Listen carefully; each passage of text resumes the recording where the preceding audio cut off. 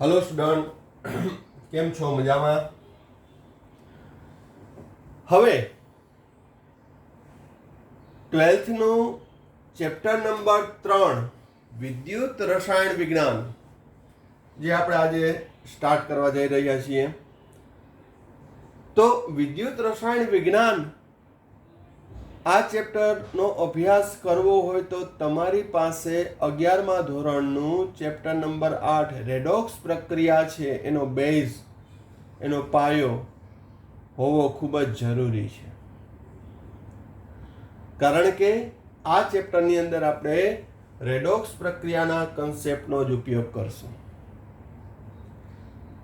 તો વિદ્યુત રસાયણ વિજ્ઞાન આપણે સ્ટાર્ટ કરીએ એ પહેલા થોડુંક રેડોક્સનું હું તમને બેઝ આપી દઉં, પરંતુ રેડોક્સ પ્રક્રિયા છે એનું આખું ચેપ્ટર તો પોસિબલ નથી, કારણ કે ઓલરેડી એ ભણી ગયા હોય તમે, તો એ રિવાઇઝ કરવાનું છે કે જેથી આ ચેપ્ટરની અંદર એ તમને ઉપયોગી થશે। તો ચાલો શરૂ કરીએ વિદ્યુત રસાયણ વિજ્ઞાન, ઇલેક્ટ્રોકેમિસ્ટ્રી। બોર્ડ માટે, કોમ્પિટિટિવ એક્ઝામ માટે, ગુજસેટ, JEE, નીટ, આ બધા માટે છે આ ખૂબ જ ઉપયોગી ચેપ્ટર છે, દાખલાવાળું ચેપ્ટર છે, અન્ડરસ્ટેન્ડિંગ વાળું ચેપ્ટર છે। તો પ્રસ્તાવના, વિદ્યુત રસાયણ વિજ્ઞાન, તો વિદ્યુત શબ્દ ઓરિજિનલી જોઈએ તો એ ભૌતિક વિજ્ઞાનનો છે, ફિઝિક્સનો છે, જ્યારે એનો ઉપયોગ આપણે રસાયણ વિજ્ઞાનમાં કરશું એટલે આ ચેપ્ટર છે એ ફિઝિકલ કેમેસ્ટ્રીની શાખામાં આવે, ભૌતિક રસાયણની। તો પહેલા વહેલા વિદ્યુત પ્રવાહ કેને કહેવાય?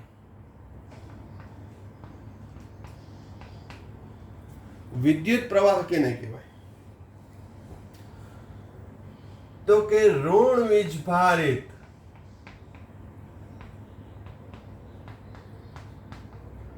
ઇલેક્ટ્રોનના વહનને વિદ્યુત પ્રવાહ કહે છે। આ સામાન્ય વ્યાખ્યા કે ઋણ વીજભારિત ઇલેક્ટ્રોનના વહનને આપણે શું કહીએ છીએ? વિદ્યુત પ્રવાહ। હવે વિદ્યુત પ્રવાહમાં ઇલેક્ટ્રોનનું વહન, તો ઇલેક્ટ્રોનની દિશા કઈ? ઇલેક્ટ્રોનની દિશા તો ઋણ ધ્રુવથી ધન ધ્રુવ તરફ, જ્યારે એનોડથી કેથોડ તરફ બાહ્ય પરિપથમાં। ઇલેક્ટ્રોનની દિશા ઋણથી ધન, જ્યારે અહીં ઓક્સિડેશન રિડક્શનના આધારે, વિદ્યુત ઋણના આધારે કહું તો એનોડથી કેથોડ તરફ। જ્યારે વિદ્યુત પ્રવાહની દિશા કઈ? તો ઇલેક્ટ્રોનની જે દિશા હશે એનાથી વિરુદ્ધ વિદ્યુત પ્રવાહનું વહન થતું હશે, તો ત્યાં એની દિશા ફિઝિક્સ પ્રમાણે ધનથી ઋણ તરફ, કેથોડથી એનોડ તરફ, બાહ્ય પરિપથમાં। જેમ કે આ બેટરીનો મોટો છેડો એ ધન કહીએ, નાનો છેડો છે એ ઋણ કહીએ, આ બેટરીની સંજ્ઞા છે। તો ઇલેક્ટ્રોનનો પ્રવાહ ઋણથી ધન, જ્યારે વિદ્યુત પ્રવાહ ધનથી ઋણ તરફ। તો આ નોલેજ હોવું જોઈએ, કારણ કે આની અંદર એ ઉપયોગમાં આવશે।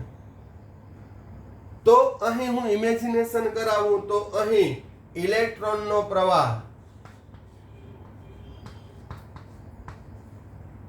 ઋણથી ધન હોય તો એનાથી વિરુદ્ધ વિદ્યુત પ્રવાહ I પસાર થશે। તો ઇલેક્ટ્રોનની દિશા અને વિદ્યુત પ્રવાહની દિશાનું હું એક સિમ્પલ ઇમેજિનેશન કરાવું તો જે અવકાશમાં રોકેટ જાતું હોય, એ રોકેટની દિશા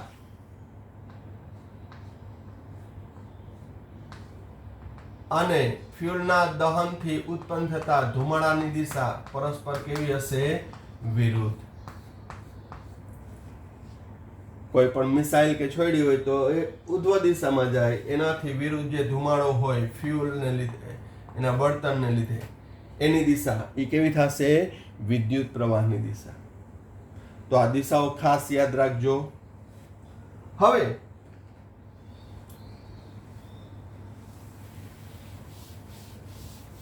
અહીં ઇલેક્ટ્રોનના વહન આવ્યું એટલે ઇલેક્ટ્રોન એક છેડાથી બીજા છેડા તરફ જાય, એનો મતલબ કે ઇલેક્ટ્રોનનો વિનિમય થાય. હવે ઇલેક્ટ્રોનનો વિનિમય થાય એટલે ત્યાં આવે રેડોક્સ.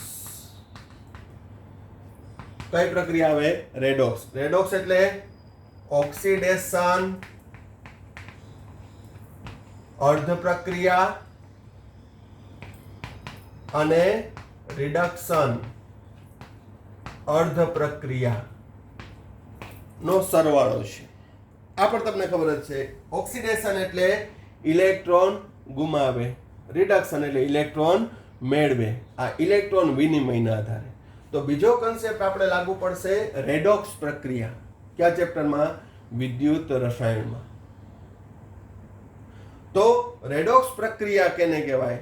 તો કે ઓક્સિડેશન અર્ધ પ્રક્રિયા અને રિડક્શન અર્ધ પ્રક્રિયાના સરવાળાને રેડોક્સ પ્રક્રિયા કહે છે.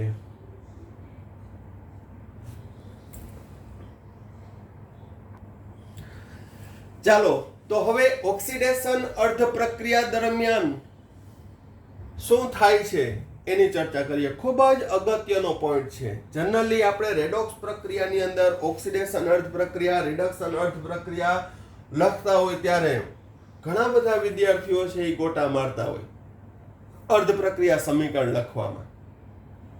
કઈ બાજુ દર્શાવવું, કઈ રીતે દર્શાવવું, એની ભૂલ કરતા હોય. પરંતુ હવે એ 12th ની અંદર આપણે જ્યારે ચેપ્ટર એનો ભણતા હોય તો એ સમીકરણનો ઉપયોગ આવે તો હવે આપણે એક માઇન્ડમાં ક્લિયર થઈ જવું જોઈએ.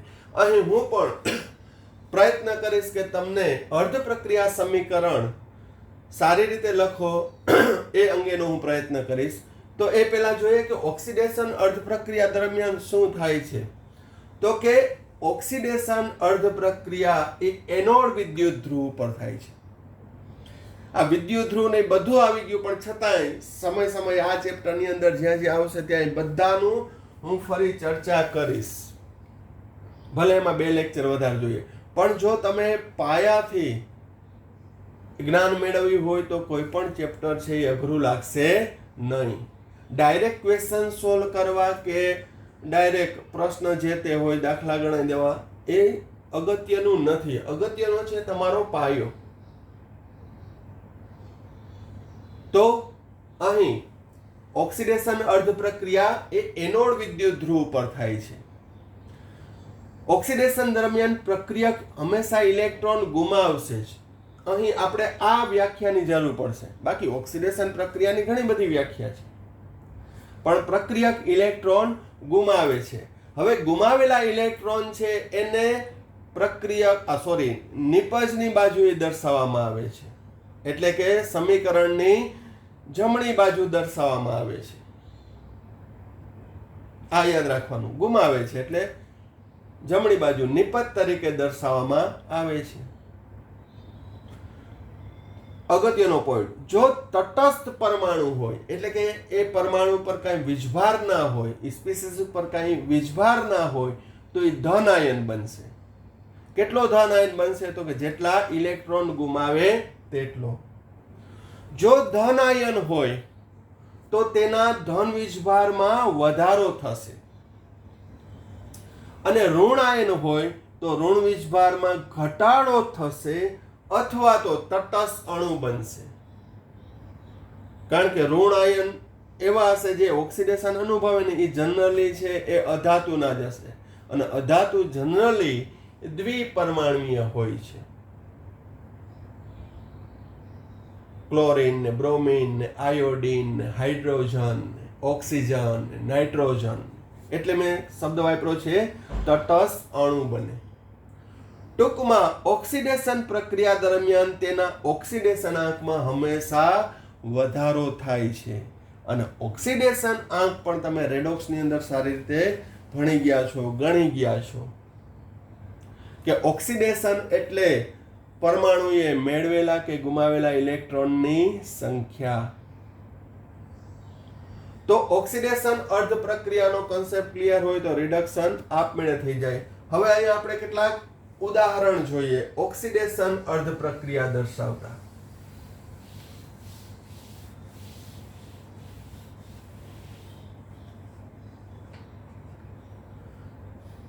જેમ કે લિથિયમ પરમાણુ છે એ ઓક્સિડેશન અનુભવે તો લિથિયમની બાહ્યતમ કક્ષામાં એક ઇલેક્ટ્રોન હોય તો એક ઇલેક્ટ્રોન ગુમાવશે અને બનશે લિથિયમ +1. સોડિયમ એક ઇલેક્ટ્રોન ગુમાવે છે બનશે Na+1. અહીંયા હજી આપણે બેઝિક જ લઈએ, ભલે 12th ના ચેપ્ટરો ભણીએ છીએ છતાં આપણે બેઝિક લઈએ કે સોડિયમનો પરમાણુ ક્રમાંક 11 છે એટલે ઇલેક્ટ્રોન રચના 2 8 1. અષ્ટક પૂરું કરવા માટે બાહ્યતમ કક્ષામાં એક ઇલેક્ટ્રોન વધારે છે. જો એક ઇલેક્ટ્રોન ગુમાવી દે તો નિયોન જેવી રચના પ્રાપ્ત કરે. તો અહીંયા 2 8 થયું એટલે એના ઉપર એક ધન વીજભાર આવ્યો કારણ કે ઇલેક્ટ્રોન ગુમાવે છે. પણ ઇલેક્ટ્રોન ગુમાવે એટલે બેઝિકલી થાય છે શું? તો કે અહીં તટસ્થ પરમાણુમાં 11 પ્રોટોન હતા, 11 ઇલેક્ટ્રોન હતા. પરમાણુ વીજભારની દ્રષ્ટિએ તટસ્થ છે એટલે સોડિયમ પરમાણુ કીધો કે એનો ધન અને ઋણ વીજભાર સમાન છે. પરંતુ એક ઇલેક્ટ્રોન ગુમાવે છે નિષ્ક્રિય વાયુ જેવી રચના પ્રાપ્ત કરવા માટે, ત્યારે અહીં પ્રોટોનની સંખ્યા તો 11 જ રહે છે. પ્રોટોનની સંખ્યા ક્યારે બદલાશે નહીં સિવાય કે કેન્દ્રીય વિખંડન થાય તો. પણ અહીં જેટલી કેમિસ્ટ્રીની અંદર પ્રક્રિયા ભણશું એ બાહ્યતમ કક્ષામાં રહેલા ઇલેક્ટ્રોન સાથેની પ્રક્રિયા ભણશું. તો કેન્દ્ર યથાવત રહેશે 11 પ્રોટોન. જ્યારે અહીં સોડિયમે એક ઇલેક્ટ્રોન ગુમાવ્યો એટલે ઇલેક્ટ્રોનની સંખ્યા કેટલી થઈ 10. તો પરિણામે વીજભાર રહેશે એક પ્રોટોનનું. માટે સોડિયમ ઉપર કેવું વીજભાર આવે +1. એના ઉપર કેવું વીજભાર આવે +1. સોડિયમ +2 નહીં જોવા મળે કે +3 નહીં જોવા મળે. એક ઇલેક્ટ્રોન ગુમાવે એટલે સાપેક્ષ એક પ્રોટોન વધે છે. શબ્દ વાપરું છું સાપેક્ષ વધે. કેની સાપેક્ષે? ઇલેક્ટ્રોનની સાપેક્ષે. હવે આની અંદર આપણે સમીકરણ લખતા હોય તો આ સમીકરણ સાચું છે એવી ખબર કેમ પડે? આ સમીકરણ સાચું છે એ ખબર કેમ પડે? બહુ સિમ્પલ છે પણ છતાંય વિદ્યાર્થી જ્યારે અર્ધ પ્રક્રિયા લખતા હોય ત્યારે મન થાય એમ લખવાય. અહીંથી જ આપણે લઈએ એવા તો ઘણા બધા સમીકરણની પ્રેક્ટિસ કરશું. જેમ કે અહીં ઓક્સિડેશન પ્રક્રિયામાં શું? ઓક્સિડેશન આંકમાં હંમેશા વધારો થાય. હવે તટસ્થ પરમાણુ હોય તો એનો ઓક્સિડેશન આંક 0 જ હોય. ઘણા વિદ્યાર્થી અહીંયા ભૂલ કરે કે સોડિયમ હોય તો +1 જ લખી નાખીએ. મગજમાં ચોંટી ગયું હોય પહેલેથી સોડિયમ એટલે +1. હા હોય +1 હોય પણ ક્યારે? તો કે આ તો પરમાણુ છે. તો સોડિયમ પરમાણુ હોય તો એનો ઓક્સિડેશન આંક કેટલો લેવાનો? 0. એક ઇલેક્ટ્રોન ગુમાવ્યો હવે એનો ઉપર વીજભાર કેટલો છે +1 એટલે એનો ઓક્સિડેશન આંક +1. તો 0 માંથી +1 એટલે 1 નો વધારો એટલે ઓક્સિડેશન થયું. હવે આ બાજુ વીજભાર 0 છે, આ બાજુ +1, ઇલેક્ટ્રોનનો -1 એટલે કુલ વીજભાર આ બાજુ 0 થઈ જાય. હવે જો તમે મન થાય એમ સમીકરણ લખ્યું હોય સોડિયમ ને આ રીતે ઇલેક્ટ્રોન, તો વિચારવાનું કે આ સમીકરણ મારું સાચું છે કે નહીં. તો આ અર્ધ પ્રક્રિયા સમીકરણ કહેવાય. અર્ધ પ્રક્રિયા સમીકરણ છે અહીંયા સંતુલિત હશે 0 +1 -1. પાયે જુઓ 0 -1 આ બાજુ +1. How can it possible? અર્ધ પ્રક્રિયા સમીકરણ હોય તે વીજભારની દ્રષ્ટિએ કણની દ્રષ્ટિએ સમાન અથવા તો સંતુલિત હોવું જોઈએ. તો આ અર્ધ પ્રક્રિયા સમીકરણની અંદર આ ખાસ ધ્યાન રાખવાનું. પોટેશિયમ K+1 વત્તા 1 ઇલેક્ટ્રોન, સિલ્વર Ag+1 વત્તા 1 ઇલેક્ટ્રોન, મેગ્નેશિયમ Mg+2 વત્તા 2 ઇલેક્ટ્રોન. જેટલા ઇલેક્ટ્રોન ગુમાવે એટલો ધન વીજભાર વધશે. Copper gives copper +2 electron. Aluminium gives Al+3 electron. Zn gives Zn+2 electron.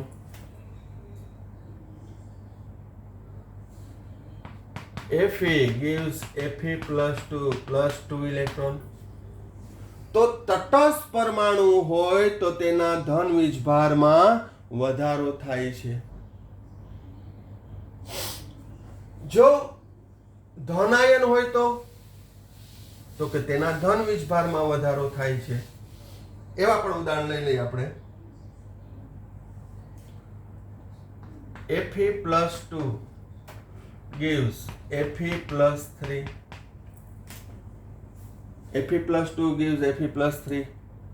તો અહીં ગુમાવતા ઇલેક્ટ્રોનની સંખ્યા એક જ હશે, કારણ કે ઓલરેડી 2 તો ગુમાવી નાખ્યા છે. હવે આ સ્પીસીસ કેટલા? 1 ઇલેક્ટ્રોન ગુમાવી +3 વીજભાર કરે છે. ફેરસમાંથી ફેરિક બને છે. આ દરેક ઇલેક્ટ્રોનની સંખ્યાને બધું આ ચેપ્ટરમાં કામ આવશે. હજી તો આપણે પ્રાસ્તાવના અથવા તો કહીએ તો રેફરન્સ લઈએ છીએ. ચેપ્ટર છે એ શરૂ જ નથી થયું એમ કહેવાય. પણ આ ચેપ્ટરનો અભ્યાસ કરવા માટે આ બધું પાયાની માહિતી ખૂબ જ જરૂરી છે. Sn+2 Sn+4 વત્તા 2 ઇલેક્ટ્રોન. સ્ટેનિક. Pb+2 2 ઇલેક્ટ્રોન ગુમાવે. આપણે એમ લખીએ તો અહીંયા શું આવશે? Pb+4. તો અહીં ધન આયન હોય તો તેના ધન વીજભારમાં વધારો થશે. તો અહીં Hg2+2 આ મર્ક્યુરસ છે.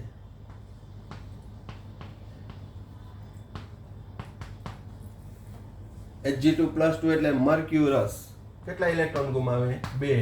અથવા આમ પણ દર્શાવે Hg2+4. મર્ક્યુરસ સામાન્ય રીતે Hg+1 gives Hg+2. એક મર્ક્યુરી +1 માંથી +2 બન્યું તો 1 ઇલેક્ટ્રોન ગુમાવે. પરંતુ મર્ક્યુરીમાં 2 પરમાણુ વચ્ચે ધાત્વિક બંધ પણ રહેલો છે. કેવો બંધ રહેલો છે? ધાત્વિક બંધ. એટલે +1 એનું પ્રમાણિત સ્વરૂપ Hg2+2 મર્ક્યુરસ. આમાંથી મર્ક્યુરિક. તો આવા આયનોમાં ખાસ કોન્સન્ટ્રેશન રાખવાનું કે આપણી ભૂલ ના થાય. વીજભાર જોવાનો. અહીંયા કેટલા છે? +2. 2 ના +2 છે. અહીંયા 2 ના કેટલા છે? +4. તો +2 માંથી +4 2 નો વધારો એટલે 2 ઇલેક્ટ્રોન ગુમાવ્યા છે. અને ઓક્સિડેશન આંકમાં જેટલાનો વધારો થાય એટલા જ ઇલેક્ટ્રોન ગુમાવ્યા હોય. 1 ઇલેક્ટ્રોન ગુમાવે તો ઓક્સિડેશન આંકમાં 1 નો વધારો થાય. 2 ગુમાવે તો 2 નો વધારો થાય. 3 ગુમાવ્યો તો 3 નો વધારો થાય. 6 ગુમાવ્યો હોય તો 6 નો વધારો થાય. કુલ ઓક્સિડેશન આંકમાં જેટલા ગુમાવેલા ઇલેક્ટ્રોન છે એટલો જ વધારો થશે. આવું તમે રેડોક્સમાં ભણી ગયા હશો, પણ છતાંય આ રિવિઝન કરવું જરૂરી છે. હવે અર્ધ પ્રક્રિયા સમીકરણની અંદર બીજો સ્ટેટમેન્ટ આપણે સાબિત કર્યું. શું? તો કે ધન આયન હોય તો તેના ધન વીજભારમાં વધારો થાય છે. હવે ઋણ આયન હોય તો શું થાય?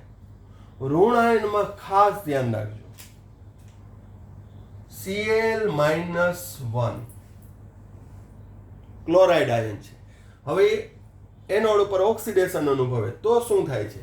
તો ક્લોરાઇડ -1 એટલે ઇલેક્ટ્રોનના 2 8 8 થાય. ઓક્સિડેશન અનુભવે એટલે 1 ઇલેક્ટ્રોન ગુમાવે, એને મેળવેલો ઇલેક્ટ્રોન ગુમાવે. તો હું આમ લખું છું 2 8 7, કારણ કે 1 ઇલેક્ટ્રોન ગુમાવ્યો એટલે એક ધન વીજભાર વધ્યો. -1 +1 0 એટલે ક્લોરીન ઉપર કેવો વીજભાર આવ્યો 0. પરંતુ ક્લોરીન છે એનું પ્રમાણિત સ્વરૂપ તો Cl2 છે, તો ક્લોરાઇડ gives Cl2 વત્તા 1 ઇલેક્ટ્રોન. તો આ અર્ધ પ્રક્રિયા સમીકરણને દર્શાવવા માટે, એને સંતુલિત કરવા માટે મારે કાં તો શું કરવું પડે, અહીં 2 વડે ગુણવા પડે, અહીં 2 ઇલેક્ટ્રોન ગુણવા પડે, કારણ કે ક્લોરાઇડ એક જ છે. તો અથવા તો હું અહીંયા કરું 1/2 Cl2. ક્લોરીનનો અડધો અણુમાં 2 પરમાણુ હોય, પણ અડધામાં કેટલા થશે, એક જ પરમાણુ. હવે આ સમીકરણ લખવામાં છોકરાઓ ગોટા મારે ખબર નહીં, Cl -1 એક ઇલેક્ટ્રોન, Cl2 મન થાય એમ લખી નાખે, Cl2 Cl -1 એક ઇલેક્ટ્રોન અથવા 2 ઇલેક્ટ્રોન. વિચાર્યા વગરના સમીકરણ લખે. એ સમીકરણ લખો તો વિચારો કે એની અંદર મારું સંપૂર્ણ આ સમીકરણ સંતુલિત છે. સાયન્સના બેઝિક નિયમ લાગુ પડે છે. તો અહીંયા જુઓ, ક્લોરાઇડનો વીજભાર કેટલો છે, -1. ક્લોરીન અણુ છે, એનો વીજભાર 0. તટસ્થ પરમાણુ અણુ હોય તો એનો વીજભાર 0. ઇલેક્ટ્રોનનો વીજભાર -1. તો આ બાજુ પ્રક્રિયક બાજુ -1, આ બાજુ -1. હવે આ બે સમીકરણમાં ચેક કરો જી. -1 એવા 2 એટલે -2, ઇલેક્ટ્રોનનો -1. પ્રક્રિયક બાજુ -3 વીજભાર થયો, આ બાજુ 0.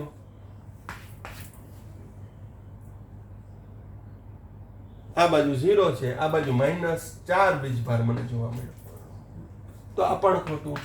તો જે તે અર્ધ પ્રક્રિયા સમીકરણ લખો ત્યારે વિચારો કે આ જે હું લખું છું એ બરોબર છે, સાચું છે. તો ઓક્સિડેશન અર્ધ પ્રક્રિયા દરમિયાન શું, તો કે ઋણ આયન હોય તો તેના ઋણ વીજભારમાં ઘટાડો થશે અથવા તો તટસ્થ અણુ બનશે. હા, પછી આમ લખો 2 ક્લોરાઇડ gives Cl2 +2 ઇલેક્ટ્રોન. આ પણ યાદ રાખવાનું. ભૌતિક સ્થિતિ ગેસિયસ, એક્વિયસ. Bromide 1/2 Br2.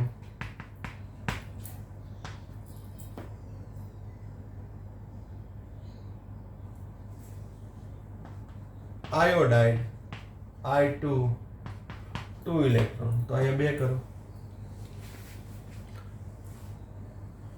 તો અહીં હેલાઇડની વાત કરું તો હેલાઇડ ઋણ હોય તો એ ઓક્સિડેશન અનુભવી અને તટસ્થ અણુ બનશે. હેલાઇડ છે એ વિષમીકરણની પ્રક્રિયા આપે, એના પરમાણુ પણ ઓક્સિડેશન અનુભવે અને સાથે સાથે રિડક્શન અનુભવે. એ પણ જ્યારે સમીકરણ આવશે ત્યારે હું યાદ અપાવીશ. પણ આ રીતના કરવાનું. હાઇડ્રોક્સાઇડ, પહેલા હું ઓક્સાઇડનું લઉં. હાલો, ઓક્સાઇડ 2 ઇલેક્ટ્રોન ગુમાવે, -2 છે એટલે 2 ગુમાવે, તો તટસ્થ. તો O આવી રીતે ક્યારે આપણે દર્શાવતા નથી, 0 જેવું લાગે. ઓક્સિજન પરમાણુ છે, 2 ઇલેક્ટ્રોન ગુમાવ્યા, પણ લખાય શું, O2 ગેસિયસ. તો અહીંયા ઓક્સિજન એક જ પરમાણુ આયન છે, તો અહીંયા 2 પરમાણુ છે, તો અહીંયા શું કરવું પડે, 1/2. આ અર્ધ પ્રક્રિયા સમીકરણ આ ચેપ્ટરમાં ડગલે ને પગલે છે ઉપયોગમાં આવશે, જેની ખાસ નોંધ લેજો. હવે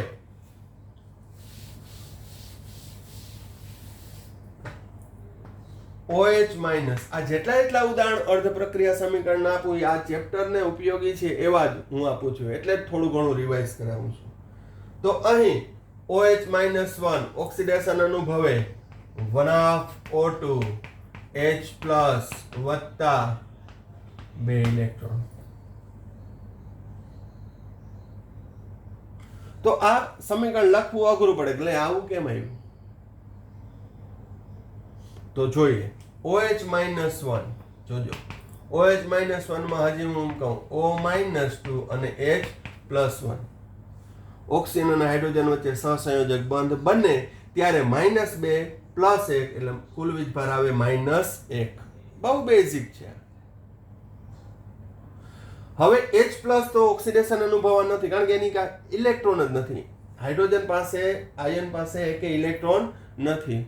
તો ઓક્સિડેશન દરમિયાન ઓક્સાઇડ આયન છે 2 ઇલેક્ટ્રોન ગુમાવે તો બને ઓક્સિજન પરમાણુ. પણ લખવાનું શું 1/O2 વત્તા આ H+. તો એકચ્યુઅલી અહીં હાઇડ્રોક્સાઇડ માંથી ઓક્સાઇડ -2 માંથી 0 થયું એટલે ઓક્સિજનનું ઓક્સિડેશન થયું. હાઇડ્રોજનનું ઓક્સિડેશન +1 માંથી +1 એનું ઓક્સિડેશન થતું નથી એટલે કે પ્રેક્ષક આયન છે. તો આ અર્ધ પ્રક્રિયા સમીકરણ છે. આ ચેપ્ટરમાં તમને ડગલે ને પગલે ઉપયોગી થશે એટલે એની પણ પ્રેક્ટિસ પહેલા કરી લેજો જે રેડોક્સ પ્રક્રિયામાં કર્યા હોય અને જે મેં મટીરીયલમાં આપ્યું છે એ બધાનું. તો હજી એની અંદર આવશે કે ભાઈ H2O આ તો બહુ અગત્યનું છે. H2O એનું ઓક્સિડેશન થાય એનો ઉપર ઓક્સિડેશન થાય તો 1/O2 વત્તા 2H+ વત્તા 2 ઇલેક્ટ્રોન આ લખાઈ જ જવું જોઈએ. કારણ શું આમાં ખ્યાલ આવવો જોઈએ કે H+ OH -1 again H+ O -2 H+ oxidation અનુભવશે નહીં એટલે 2H+ પ્રેક્ષક સ્વરૂપે. ઓક્સાઇડ ઓક્સિડેશન અનુભવે 2 ઇલેક્ટ્રોન ગુમાવે અને 1/O2 ગેસિયસ ઉત્પન્ન થાય. તો આ બધા સમીકરણ ઓક્સિડેશન અર્ધ પ્રક્રિયાના તમને ક્લિયર થઈ ગયા. તો રિડક્શન અર્ધ પ્રક્રિયાના સમીકરણ એનાથી ઓપોઝિટ છે. રિડક્શન અર્ધ પ્રક્રિયા પણ હું કરાવીશ પણ એ મૌખિક આપણે બોલી જશું તમને ખ્યાલ આવી જશે. તો ખાસ ઓક્સિડેશન અને રિડક્શન અર્ધ પ્રક્રિયામાં ધ્યાન આપજો.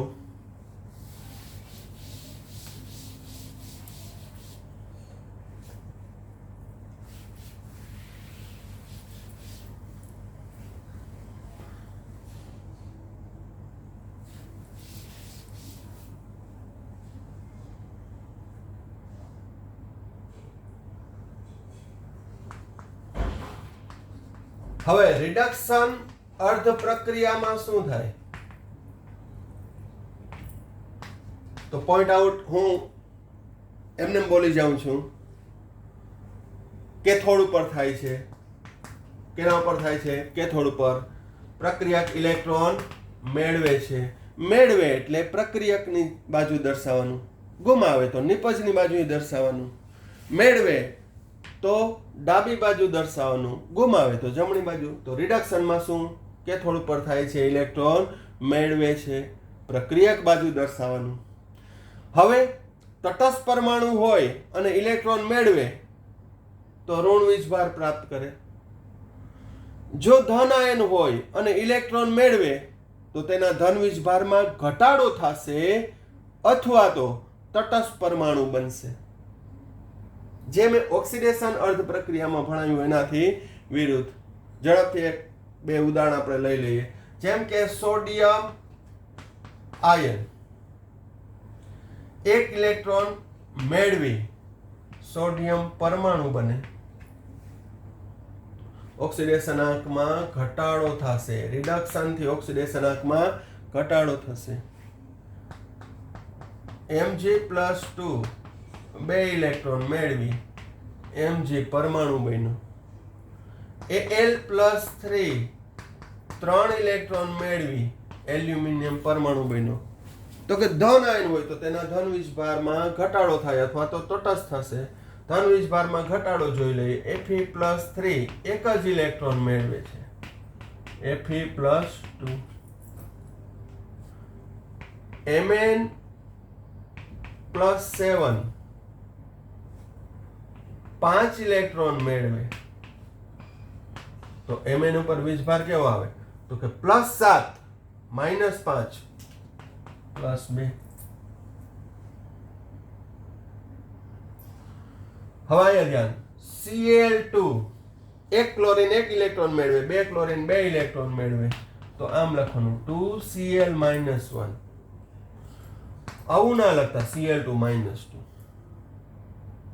કારણ કે અહીં ઇલેક્ટ્રોન મેળવે એ પહેલા ક્લોરીન ક્લોરીન વચ્ચે બંધનું વિયોજન થાય, બંને ક્લોરીન પરમાણુ છૂટા પડી જાય, માટે એને એક એક ઇલેક્ટ્રોનની જરૂર છે, એટલે એક એક ઇલેક્ટ્રોન મેળવે છે.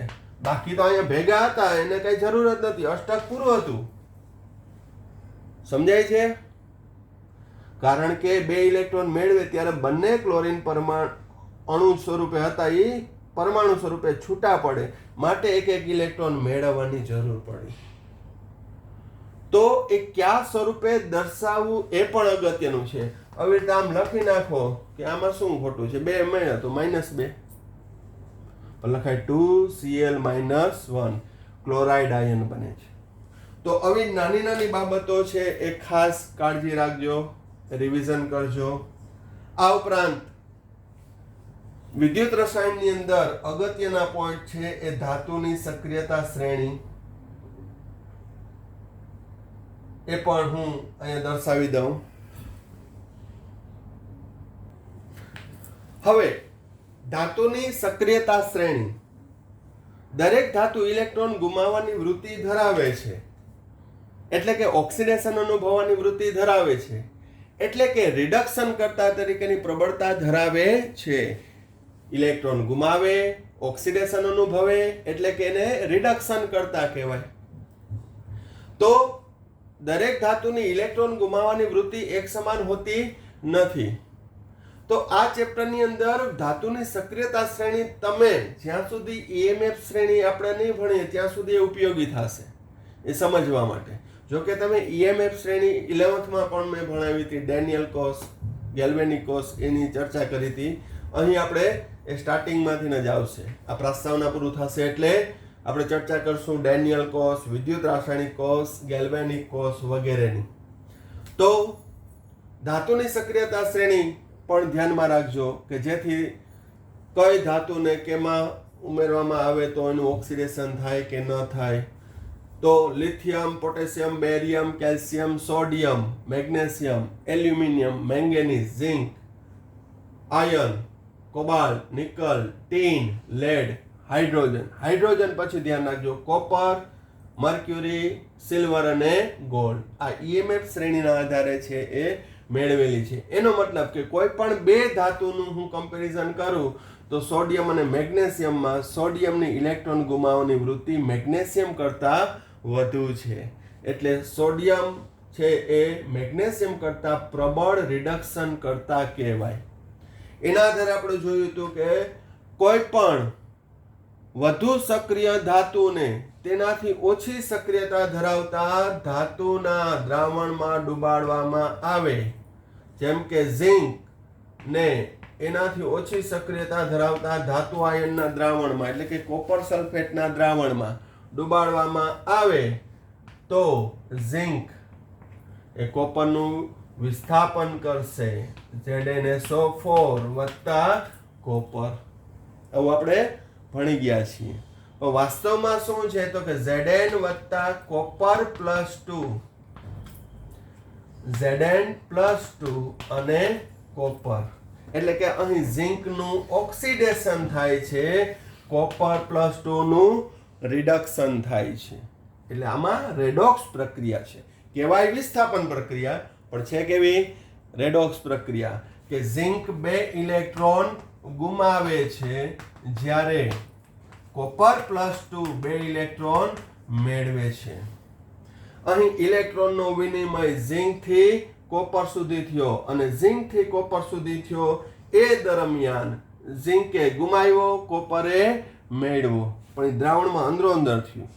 પણ આ ચેપ્ટરમાં આપણે અભ્યાસ કરશું કે જો આ ઇલેક્ટ્રોન છે એક બિંદુએથી બીજા બિંદુએ વચ્ચે પરિપથમાંથી પસાર થાય તો પહેલી જ લીટી આ ચેપ્ટરની હું બોલ્યો તો શું? ઋણ વીજભારિત ઇલેક્ટ્રોનના વહનને વિદ્યુત પ્રવાહ કહે છે. તો મને એ બિંદુએથી બી બિંદુ સુધી ઇલેક્ટ્રોન આવે એટલે મને વિદ્યુત પ્રવાહ મળશે. તો અહીં વિદ્યુત રાસાયણિક પ્રક્રિયા દ્વારા વિદ્યુત ઉર્જા કઈ રીતે મેળવવી, વિદ્યુત ઉર્જા આપવામાં આવે તો વિદ્યુત રાસાયણિક નિપજો કઈ રીતે મેળવવી, એ આ ચેપ્ટરમાં આપણે અભ્યાસ કરવાના છીએ. જ્યાં જ્યાં ઇલેક્ટ્રોનની આપ-લે થાય, વિનિમય થાય, ત્યાં ત્યાં આ બધું કન્સેપ્ટ ઉપયોગી બનશે. તો આ ધાતુની સક્રિયતા શ્રેણી પણ યાદ રાખજો. પણ આ ચેપ્ટરમાં આપણે એ ઇલેક્ટ્રોન વિનિમયનો લાભ લઈ વિદ્યુત પ્રવાહ મેળવવાનું સાધનો વિકસાવશું. પછી વિદ્યુત પ્રવાહ પસાર કરી અને યોગ્ય નિપજો મેળવવાનો પ્રયત્ન કરશું, એના સાધનો વિકસાવશું વગેરેનો અભ્યાસ આ ચેપ્ટરમાં કરવાના છીએ. હજી સક્રિયતા શ્રેણીમાં એક હું નોંધ તમને કહી દઉં કે આટલું કન્સેપ્ટ હોવો જોઈએ. હેલોજનની ઇલેક્ટ્રોન મેળવવાની વૃત્તિનો ક્રમ તો કે fluorine greater than chlorine greater than bromine greater than iodine. જ્યારે હેલાઇડની ઇલેક્ટ્રોન ગુમાવવાની વૃત્તિનો ક્રમ તો એમાં આવશે આયોડાઇડ, બ્રોમાઇડ, ક્લોરાઇડ અને ફ્લોરાઇડ. પેલાની વાત કરું તો હેલોજનની ઇલેક્ટ્રોન મેળવવાની તો ફ્લોરિનની ઇલેક્ટ્રોન મેળવવાની વૃત્તિ સૌથી વધુ છે, એટલે કે એ પ્રબળ ઓક્સિડેશન કરતા કહેવાય. ઇલેક્ટ્રોન મેળવે એટલે રિડક્શન, અને રિડક્શન જે અનુભવે એને ઓક્સિડેશન કરતા કહેવાય. જ્યારે આયોડિન છે એની ઇલેક્ટ્રોન મેળવવાની વૃત્તિ ઓછી છે એટલે એ નિર્બળ ઓક્સિડેશન કરતા કહેવાય. એનાથી ઊંધું એ આયન બને હેલાઇડ આયન, તો એની ઇલેક્ટ્રોન ગુમાવવાની વૃત્તિ કે નહીં, તો એનાથી ઊંધું જ થઈ જાય. કારણ કે ફ્લોરિનની ઇલેક્ટ્રોન મેળવવાની વૃત્તિ વધુ છે, મેળવીને ફ્લોરાઇડ બન્યો તો એ ગુમાવી દે ઇઝીલી. ગુમાવે તો મેળવે જ નહીં ઝડપથી, સમજાય છે? તો એનો ક્રમ ઊંધો થઈ જશે. આયોડાઇડ ઇલેક્ટ્રોન ગુમાવશે, એનાથી ઓછું બ્રોમાઇડ, એનાથી ઓછું ક્લોરાઇડ, એનાથી ઓછું ફ્લોરાઇડ. માટે જ આયોડાઇડ છે એ બરાબર ધ્યાન રાખજો. આયોડાઇડ કેનું રિડક્શન કરશે તો કે એના પછીના હેલોજનનું, એટલે કે બ્રોમિનનું, ક્લોરિનનું, ફ્લોરિનનું. તો આયોડાઇડ છે એ ફ્લોરિન, ક્લોરિન, બ્રોમિન આ ત્રણ નું રિડક્શન કરશે. બ્રોમાઇડ છે એ કેનું રિડક્શન કરી શકશે અથવા કેની સાપેક્ષે ઓક્સિડેશન અનુભવે તો બ્રોમિન પછીનું, ક્લોરિન અને ફ્લોરિનનું. ક્લોરાઇડ તો કે ફક્ત ફ્લોરિનનું. તો અહીં આયોડાઇડ આ પણ લખી દઉં છું, F2Cl2 Br2 આ બધાનું રિડક્શન કરશે. બ્રોમાઇડ કેનું કરશે તો કે ફક્ત ક્લોરિનનું અને ફ્લોરિનનું. જ્યારે ક્લોરાઇડ કયા હેલોજનનું રિડક્શન કરશે તો કે ફક્ત ફ્લોરિનનું. ફ્લોરાઇડ કયા હેલોજનનું? એકેયનું. આ એટલા માટે કહું છું કે આની અંદરથી ને પણ પ્રશ્ન પૂછાય છે કઈ પ્રક્રિયા શક્ય છે તો કે આયોડાઇડ અને F2Cl2 Br2 એ બધી પ્રક્રિયા શક્ય છે બ્રોમાઇડ સાથે. પણ કાલ સવારે આમ લખું ક્લોરાઇડ વત્તા Br2 gives Cl2 વત્તા 2Br -1. ક્લોરાઇડ કે હું બ્રોમિન ને ઇલેક્ટ્રોન આપું નહીં, પ્રોટોકોલ આવી જાય. શું કાન આપું? ક્લોરાઇડની ઇલેક્ટ્રોન મેળવવાની વૃત્તિ બ્રોમિન કરતા વધુ છે, એની ઇલેક્ટ્રોન મેળવવાની વૃત્તિ. એટલે આ સમીકરણ શક્ય નથી. આ તમે ગોખવા ના જાતા, લોજિકલી તમારા ફંડામેન્ટ લગાડીને તમે ક્વેશ્ચન આ ટાઈપના સોલ્વ કરજો. બાકી આ રીતનો ગોખવા જશો તો ગોટે ચડી જશો. આ તમને બધા સરખા જ લાગશે, F2 Cl2 Br2. બરોબર. તો આ ચેપ્ટર આપણે આગળ વિદ્યુત રાસાયણિક કોષ એ સ્ટાર્ટ કરીએ એ પહેલા આ આટલું રિવિઝન કરી નાખજો. આગળ ડેનિયલ કોષ, EMF શ્રેણી એ પણ થોડુંક જોઈ જાજો કે જેથી નેક્સ્ટ જ્યારે ઇમ્પોર્ટન્ટ ટોપિક વિદ્યુત રાસાયણિક કોષની હું ચર્ચા કરું ત્યારે એ સમજવામાં ખૂબ જ ઉપયોગી થાય. તો આ ટોપિકને અહીંયા સુધી રાખીએ છીએ. નેક્સ્ટ ટોપિકથી આપણે વિદ્યુત રાસાયણિક કોષનો પહેલો પાર્ટ વિદ્યુત રાસાયણિક કોષ વિશેનો સવિસ્તાર અભ્યાસ કરશું. Okay, thank you.